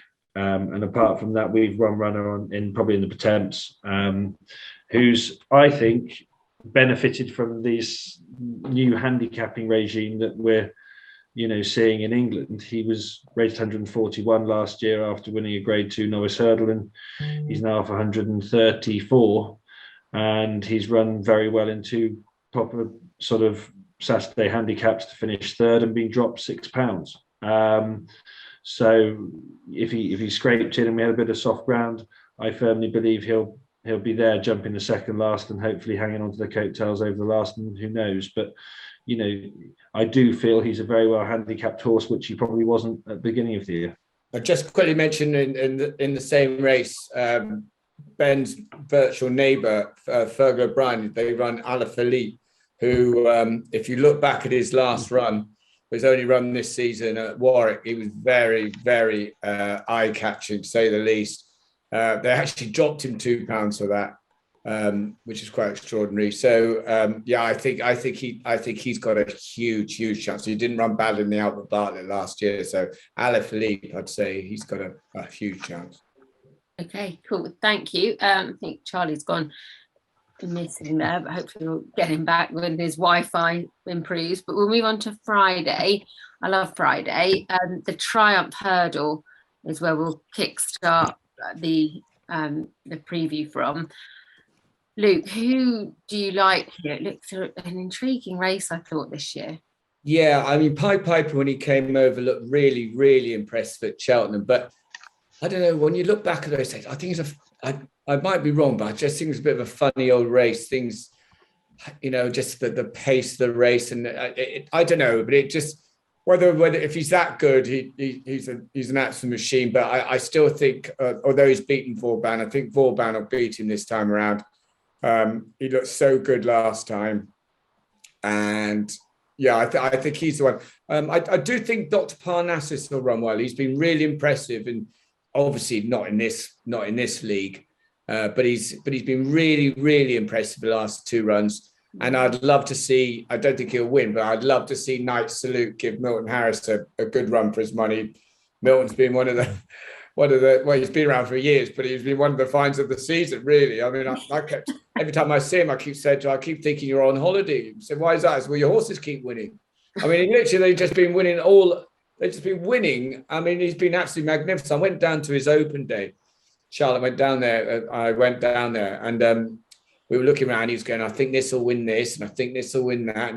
And then, this is this little Knight Salute. He could be a real good horse. I thought, yeah, okay, mate. And then, and he was absolutely spot on about them all. So it'd be lovely. But yeah, Vauban for me. Yeah, he's a real character. What were your thoughts, Ben? I thought you'd be better answering this than myself. I hope so. I'm looking for redemption. What do you think in this Porticello? Let's hope not second time round, but I mean, he's the best of the British in the betting. I find it quite hard to evaluate the Irish form in these races because, really and truly, the horses are only in their first 8 months of being jumpers, and as Henry said, I spend most of my time trying to worry about my own horses and not other people's, but I sort of know what's going on in England, but I don't have a clue what's going on in Ireland with these Triumph horses. So, you must have studied the form. What do you think? What's your lad like? I love Porticello, but I think he's going to need it to be a lot softer than what it is at the moment. So if there is plenty of rain around, then that would be great. He looks fantastic at home. He did a piece of work this morning. He was given that nice break after he had a couple of runs, and it's a tough race, that Chepstow finale, but he seemed to relish the conditions that day. Had a nice break, freshened up, and then it was great when Josh got on board him last time out, and he was able to show his class. So yeah, he seems really, he's a chaser in the making, and everything he's doing this year is a real bonus. So we're certainly enjoying it. But yeah, I just think he'll need a good bit of rain. Otherwise, I don't think my dad will run him, because he very much sees him as a work in progress. So, but yeah, he's lovely. So straightforward. He's a novice chaser with all the allowances next season. Yeah, and he's still quite unfurnished. So, but I wouldn't mind a bit of redemption from my dad in this race. But he was our first Grade 1 hurdle winner, so that was nice. So Dad finally ticked that box. So yeah, I think he's got a huge chance. Very excited. So Charlie, thanks for getting back with us. You didn't miss out on anything. Did you? My phone just crashed. My phone turned itself off. I don't know what happened. Sorry about that. Had enough. It does that. Your sponsorship is hanging in the balance, Deutsch. I was panicking. Sweating. About sacking, Triumph hurdle. Did you? Don't ask him about that. No. Never heard of it. No interest. No. He's honest. We'll move on to the Gold Cup. So I'm conscious of time, and I know you're giving up your time. Again, an interesting renewal. What did you make of it, Ben? And who are you selecting? Who's this? Sorry, in the Gold Cup? Gold Cup, yeah. Well, I mean, I often think it's easier to rule horses in rather than, rule horses out rather than rule horses in a race like this. And it was quite interesting listening to Henry there, full stop, but it was quite interesting listening to him about Manila Indo and A Plus Tard. I have a strong opinion that it's very, very hard to come back to the Gold Cup year after year producing your best. It does really leave a mark on nearly every horse, and it's been well touted now that Hen Knight obviously gave best mate loads of time between each race, and that's why he's probably won 3. Willie desperately tried it with his horse last year, Alboon Photo, and didn't pull it off. It really is very hard to win back to back. A Plus Tard for me is probably the most likely of Henry's to run well. I wasn't overly fussed with Manila Indo, but I would be plumbing for Galvin. I think Galvin's the improver in the race. He still looked to me like, even though when he got up to beat A Plus Tard last time, he was still learning a little bit and sort of almost learning how to really tough a race out, and he was great. So Galvin for me, unfortunately, I think it's going to be dominated by the Irish again. And I think Protectorat, I'm just not quite sure he's good enough. And then obviously Charlie's going to tell us that Royal Pagaya win, but yeah. I'm not sure we can look beyond the Irish, really.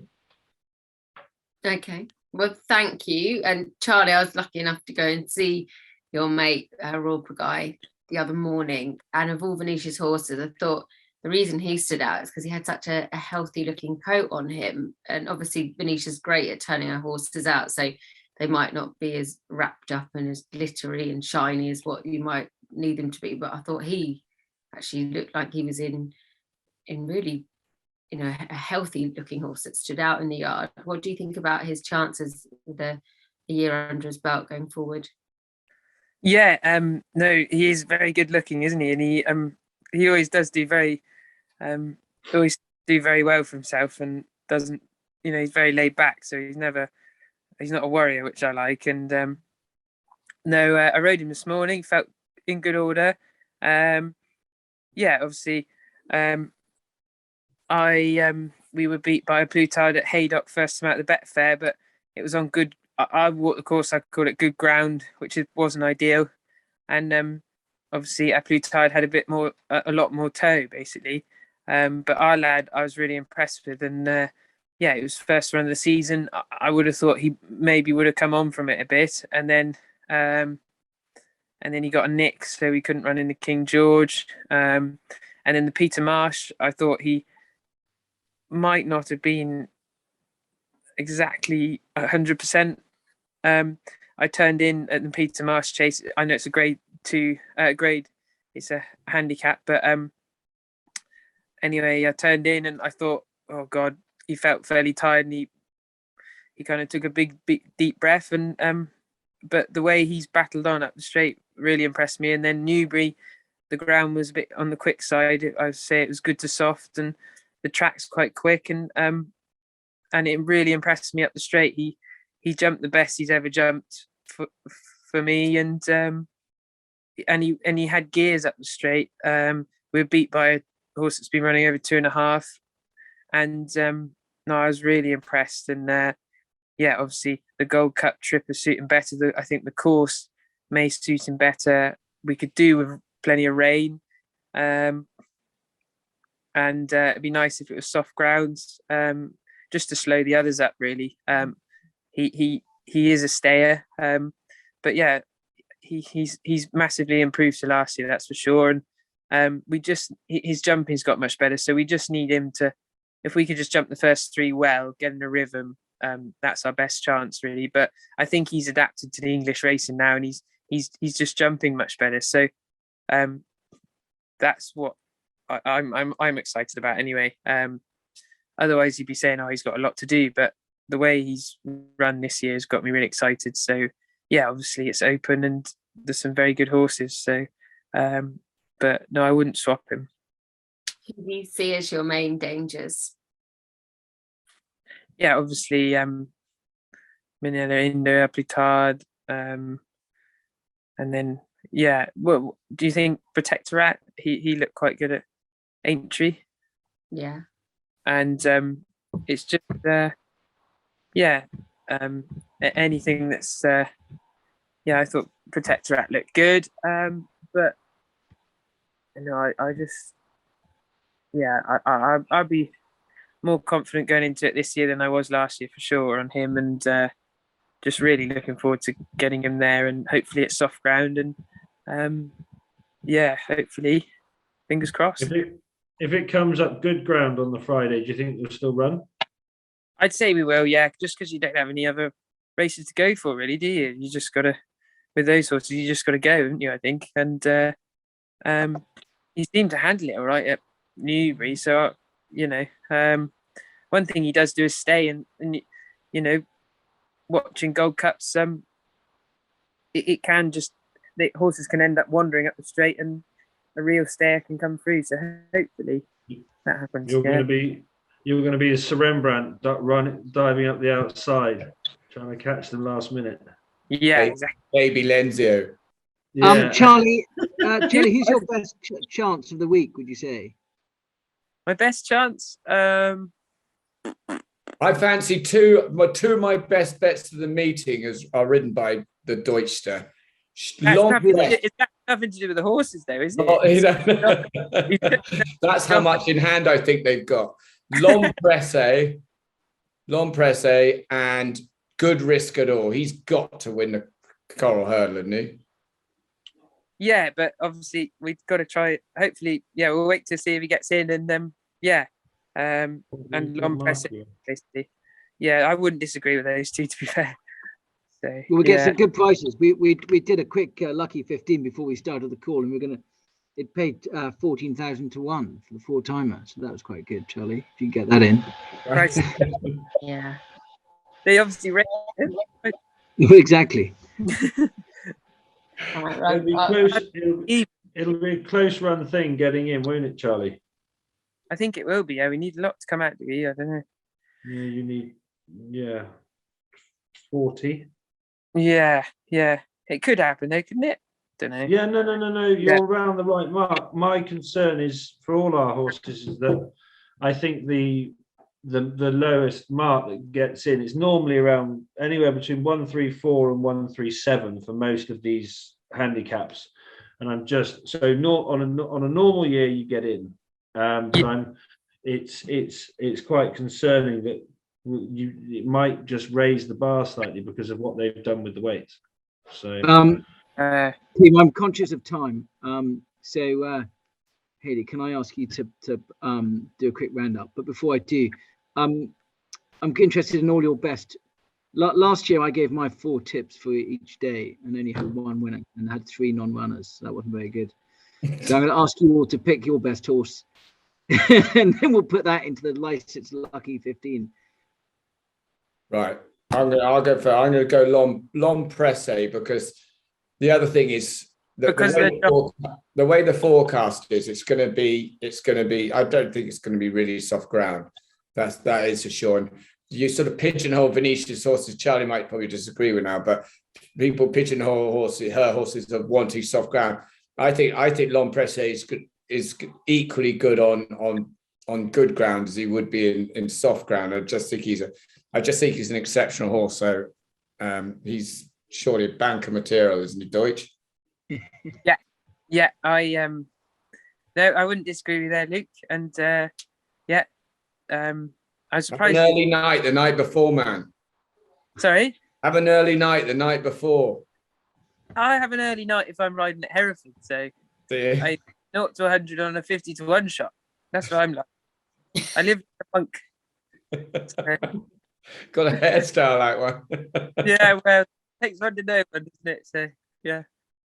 He doesn't have a hairstyle at all. No, good point. That is a good point you make. You're going for the old Vin Diesel kind of rocky, do you?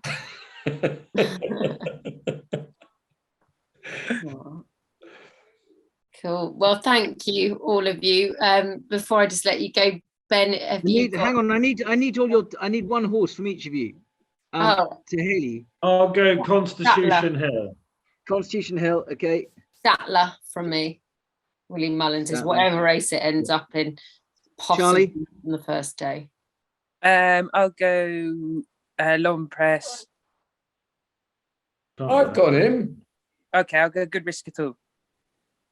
Okay. And I'm going to go Tornado Flyer in the Gold Cup. Really?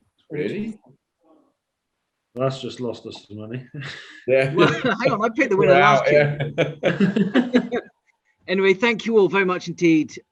Thank you everyone for joining. Hayley, thank you for looking after us. Thanks for the Obviously, charitable thank you. donations.